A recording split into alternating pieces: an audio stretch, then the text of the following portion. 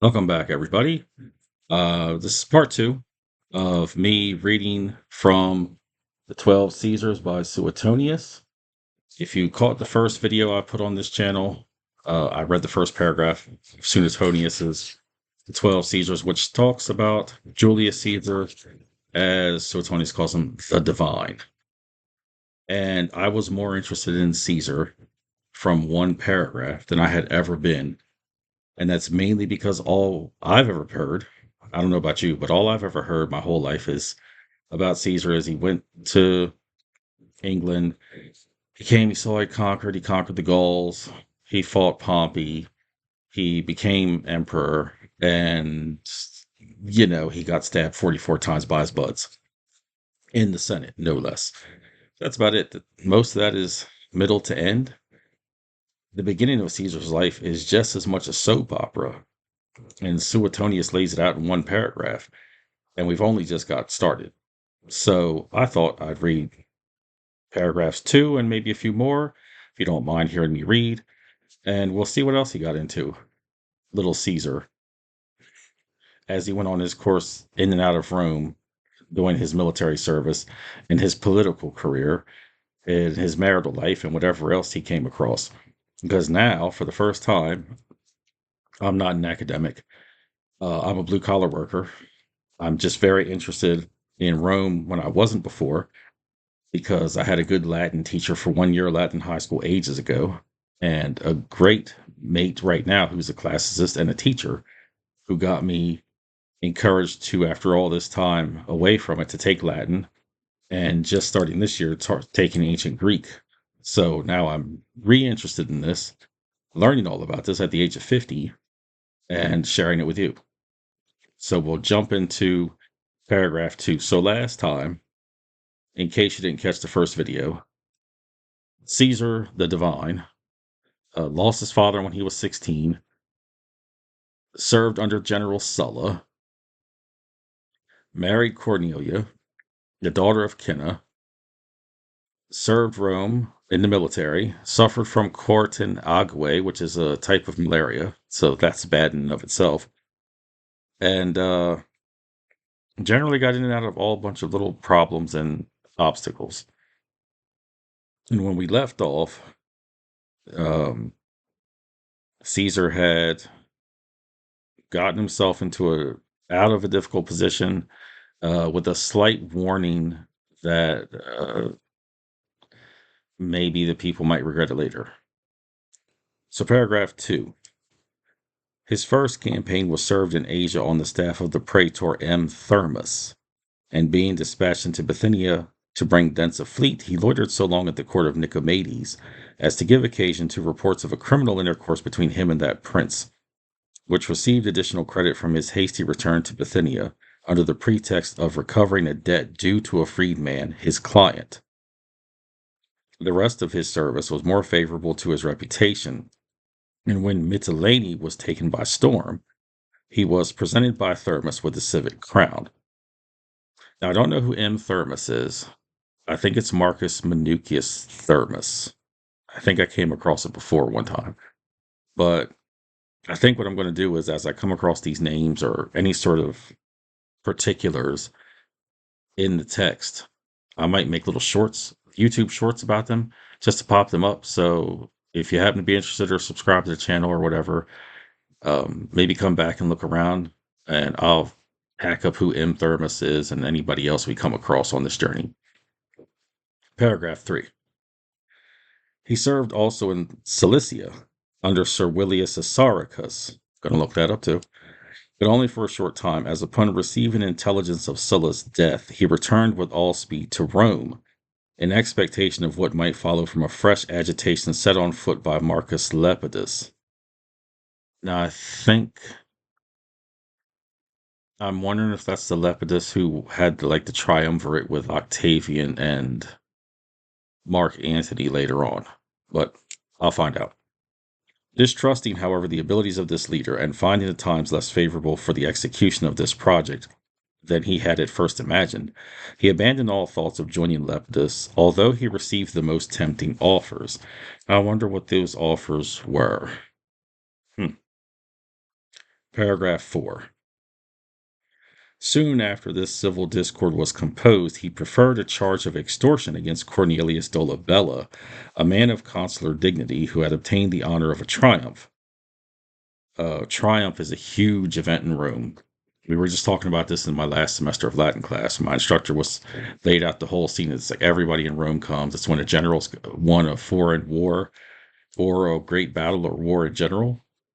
Comes back to Rome to make a big, huge thing about it, where he circles all around till like gets to I think the Temple of Jupiter, and sometimes his face is painted red.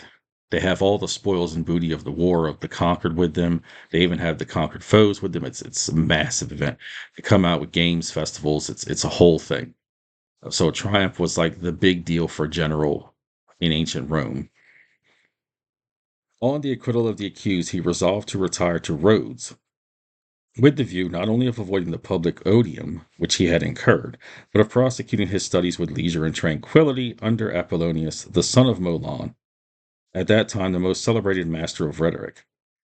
While on his voyage thither, in the winter season, he was taken by pirates near the island of Pharmacusa, and detained by them, burning with indignation, for nearly 40 days, his only attendants being a physician and 2 chamberlains.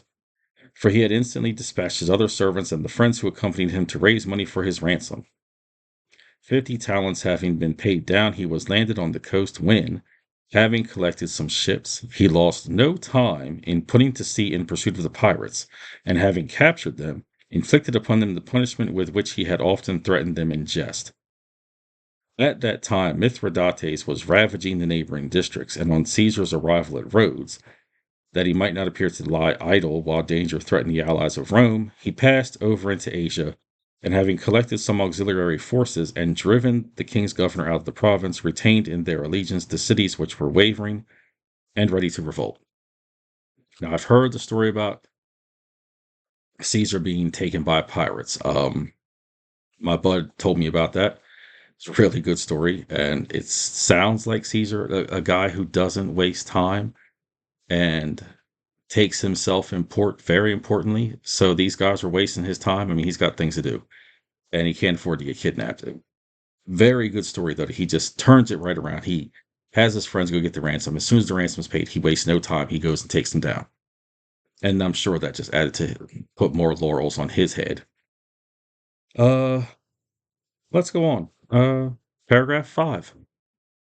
Having been elected military tribune, the first honor he received from the suffrages of the people after his return to Rome, he zealously assisted those who took measures for restoring the tribunician authority, which had been greatly diminished during the usurpation of Sulla.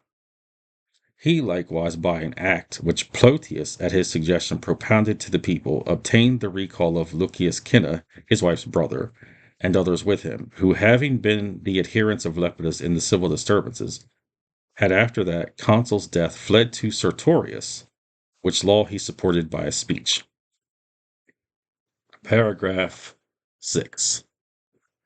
During his quaestorship, moving on up, he pronounced funeral orations from the rostra, according to custom, in praise of his aunt Julia and his wife Cornelia. In the panegyric on his aunt, he gives the following account of her own and his father's genealogy on both sides. My aunt Julia derived her descent by the mother from a race of kings, and by her father from the immortal gods. For the Marquis Reges, her mother's family, deduced their pedigree from Ancus Marcius, and the Julii, her father's, from Venus, of which stock we are a branch. We therefore unite in our descent the sacred majesty of kings, the chiefest among men, and the divine majesty of gods, to whom kings themselves are subject. To supply the place of Cornelia, he married Pompeia, the daughter of Quintus Pompeius, and granddaughter of Lucius Sulla. But he afterwards divorced her, upon suspicion of her having been debauched by Publius Clodius. For so current was the report that Clodius had found access to her disguised as a woman during the celebration of a religious solemnity, that the Senate instituted an inquiry respecting the profanation of the sacred rites. Now, I just heard about uh, Publius Clodius and how he infiltrated this particular sacred rite It's the Bonadea cult. And it was held by the Pontifex Maximus's wife, and it was women only. And I heard about this on a really great podcast from La Trobe University in Australia. It's called Emperors of Rome. If you never listened to it, I highly recommend it. I've been listening to it for about 2 years now. They just went over the Bonadea cult and what happened with Clodius. So Clodius snuck in there. He may have dressed as a woman from what I remember offhand. And Caesar gets involved in it because his wife is purported to be the one who helped Clodius get inside during the cult ceremony. And that was an absolute no no. No men could ever be there. I think Bonadea couldn't, no one outside even knew which goddess it was. And there was speculation by male authors who it could have been or who it may have represented in the past. But I'll try to get a short on that as well, if I remember to. But I just heard about that. So that's very interesting. It ends on this note. And I just listened to that podcast last weekend. So that's paragraphs 2, 3, 4, 5, and 6. I'll try to drop some shorts about the names, give you some more information about who these people are. But yeah, I'm finding Julius Caesar very interesting now. We're watching him move up the ranks. His life before he takes over all of Rome, to me now, has more meat to it than anything he does later. I don't know. Let me know what you think. Let me know what you think about me reading. If you can hear this clearly, whatever else you might want to know about, was I've got other books from ancient authors I might want to read. I haven't gotten into yet. So let me know what you think.